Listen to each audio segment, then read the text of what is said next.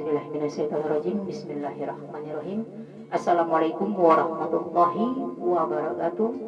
Apa kabar saudara-saudariku seiman seagama? Semoga kita dalam keadaan sehat walafiat bersama keluarga kita, selalu dalam perlindungan dan rahmat Allah. Semoga kita berusaha hari ini lebih baik lagi, berusaha memperbaiki diri kita lebih baik lagi, dan berusaha mudah-mudahan semoga kedepannya kehidupan kita lebih baik lagi. Kita bisa menjaga tali silaturahim kita dengan siapa saja, terutama keluarga kita. Semoga kita selalu mendoakan dalam kebaikan, berusaha.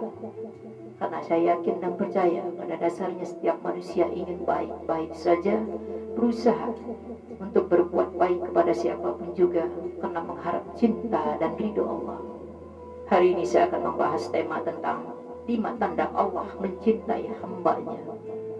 Semoga apa yang saya sampaikan nanti bermanfaat buat kita semua, terutama buat saya pribadi. Sebelum kita masuk tema hari ini, silakan bagi saudara-saudariku yang ingin menekan tombol subscribe-nya, mudah-mudahan bisa melihat ceramah video motivasi saya selanjutnya, mudah-mudahan bermanfaat. Oke, kita langsung saja. Hari ini saya akan bawakan tema tentang 5 tanda Allah mencintai hambanya. Yang pertama, Allah berikan kesadaran atau pemahaman tentang beragama.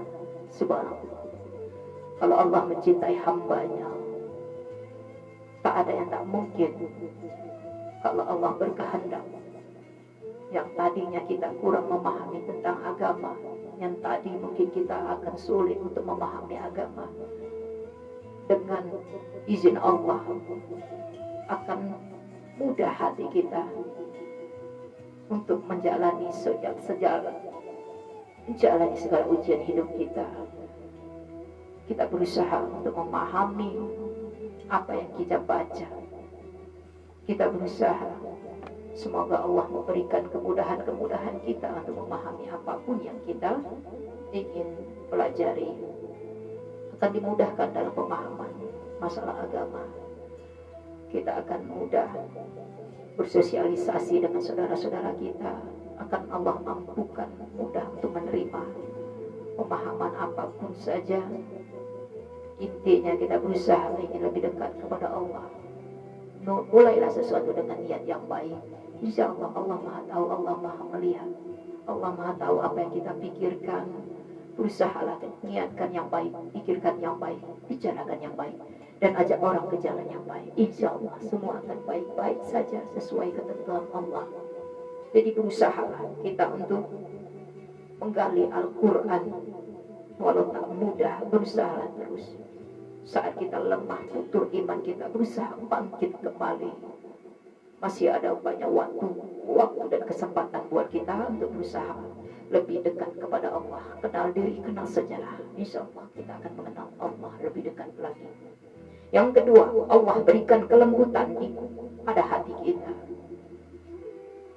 Tidak mudah marah, tidak mudah terpancing emosi. Kalau kita sudah diberikan pemahaman, insya Allah tanpa sadar Allah lembutkan hati kita. Berusaha kita untuk melembutkan hati kita setiap hari dengan istighfar dan zikrullah. Pada dasarnya setiap orang mempunyai hati yang lembut, karena sulit mengendalikan hawa nafsu. Karena banyak melakukan perbuatan dosa, maka hati jadi mengeras. Maka berusahalah kembali kepada Allah dengan banyak istighfar yang berkualitas. Istighfar yang memohon pengampunan dari Allah. Insya Allah. Yang ketiga, ketika melakukan kejahatan langsung Allah berikan balasannya di dunia. Jadi kalau Allah mencintai hambanya, di saat kita melakukan kejahatan langsung Allah berikan balasannya di dunia. Makanya kalau kita merasa seperti Allah seperti membenci kita, Allah marah kepada kita, lebih baik kita menerima balasan dari Allah di dunia. Itu pun sebagai ladang amal kita. saat kita dengan tulus ikhlas menerima apapun segala ketentuan dari Allah, insya Allah Allah akan menguatkan kita di atas kekuatannya.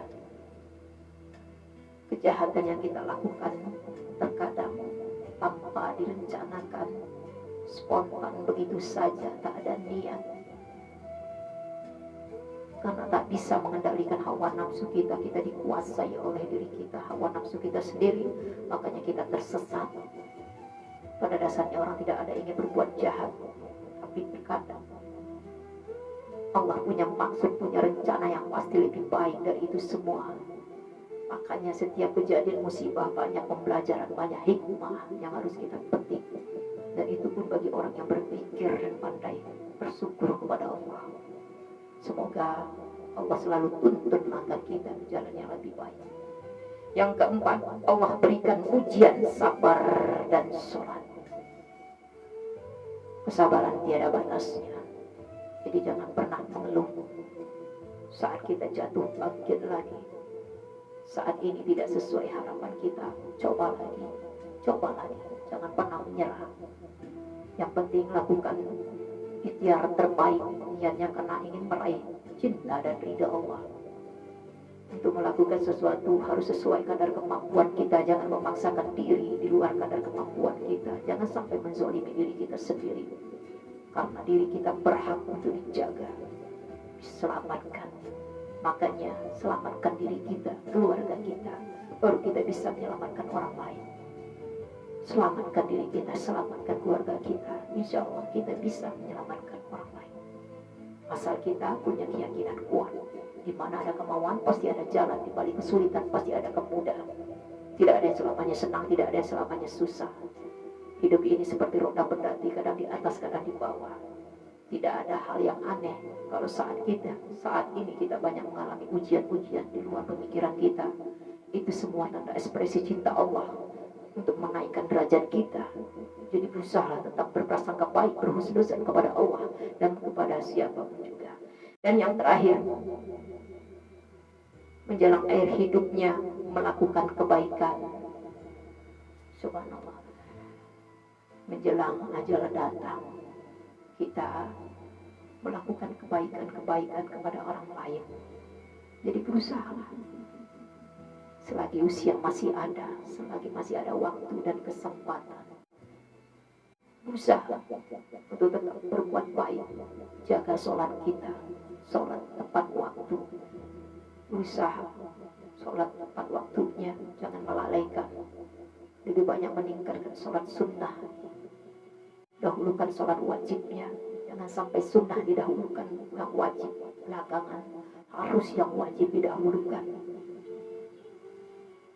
Jadi berusahalah kita untuk memperbaiki diri kita lebih baik lagi. Sholat dan sabar senjata kita. Istighfar, zikrullah, perisai kita. Jadi berusaha tetap punya keyakinan kuat. Hanya Allah sandaran hidup kita. Bergantung kepada Allah, jangan kepada manusia. Yakin dan percaya di balik kesulitan dalam hidup kita pasti banyak hikmah, banyak pembelajaran, dan itu cara Allah menempa kita agar kita tetap kuat, tetap tegar menghadapi ujian hidup kita. Insya Allah tetap prasangka baik kepada Allah. Oke, hanya itu bisa saya sampaikan. Mohon maaf segala keterbatasan, banyak kekurangan. Saya menyampaikan apa yang harus saya sampaikan, dan itu semua sebatas kemampuan saya. Banyak ilmu yang bisa digali lagi. Saya berusaha selagi nafas masih ada waktu dan kesempatan. Jangan pernah menunda-nunda dalam kebaikan. Lakukan segala sesuatunya karena mengharap cinta dan ridha Allah. Dan banyak-banyaklah mengingat kematian. Seakan-akan esok hari kita mati. Berusaha hari ini mengumpulkan sebanyak mungkin amal soleh kita, amal jariah kita. Mudah-mudahan Allah berikan kekuatan kepada kita.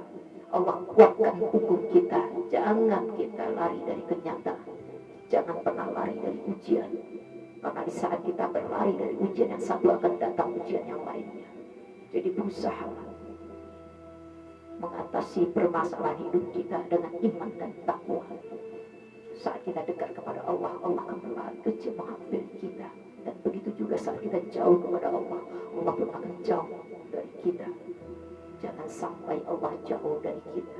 Kemana lagi kita akan mengadu dan memohon pertolongan kalau bukan selain kepada Allah. Oke, hanya itu bisa saya sampaikan. Mohon maaf sekali lagi banyak keterbatasan. Terima kasih banyak atas segala perhatian.